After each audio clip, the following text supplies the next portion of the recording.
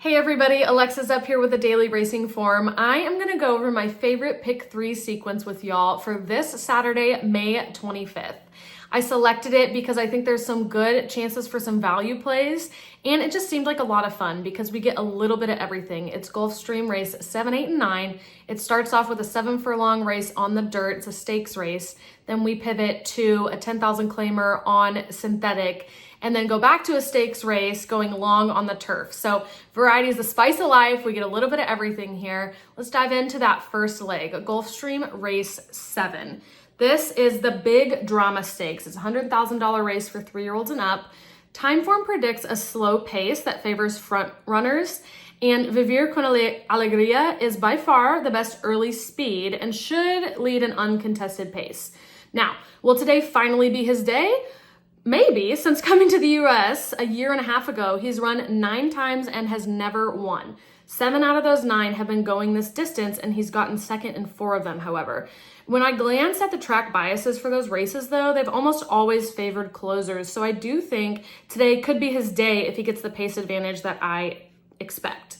I'll also be using the number 6, Octane. This is the 7-5 morning line favorite, and probably validly so. He is a graded winner, a millionaire. He's been posting high 90s buyer figures. This is a cutback in distance from what he's been running for the last about a year, but he's won on both 6 and 7 furlong trips before, so he's definitely proven to be versatile. He has the most impressive resume, and I just cannot stomach leaving him off my ticket. However, I don't think he's a lock in here, as he tends to win from being on the lead, and there's just faster horses in here early.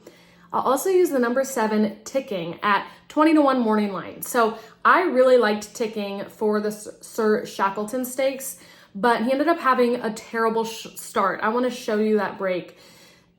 He just absolutely gets slammed by the horse to his outside, and then he gets pinched on the inside. He did launch a bit after that, but understandably was just never comfortable throughout that race.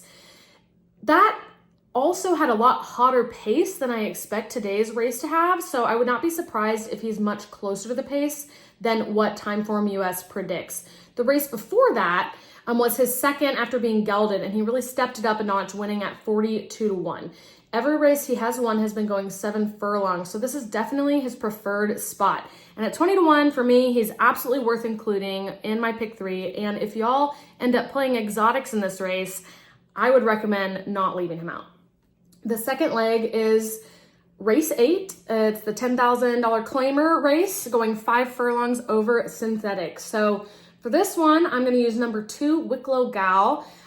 She has a lot of upside. This will be her first out with Carlos David after being claimed, and he wins at an impressive 29% first off the claim.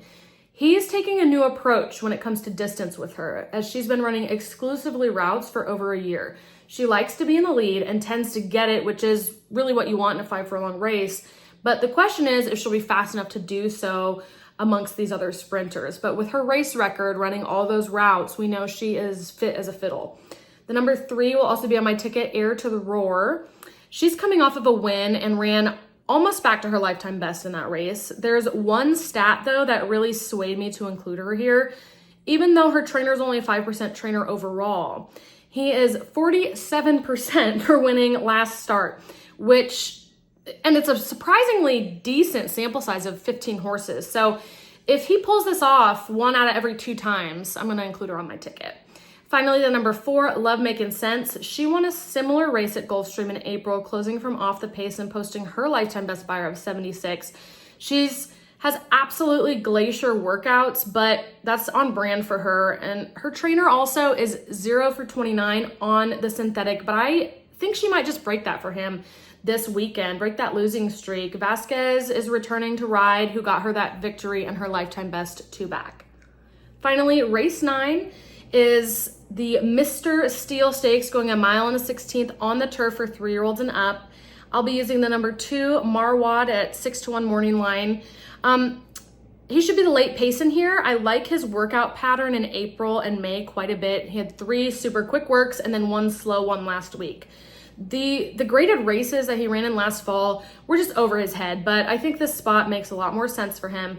His last out and the William McKnight Stakes also ended up being a key race where 2 horses out of that field came back to win with buyers of 99 and 101. I will also be including the number 6, Eyes on the King, at 10-1 morning line. Coming off 3 strong performances this year, winning the last 2 and having his 2 lifetime bests.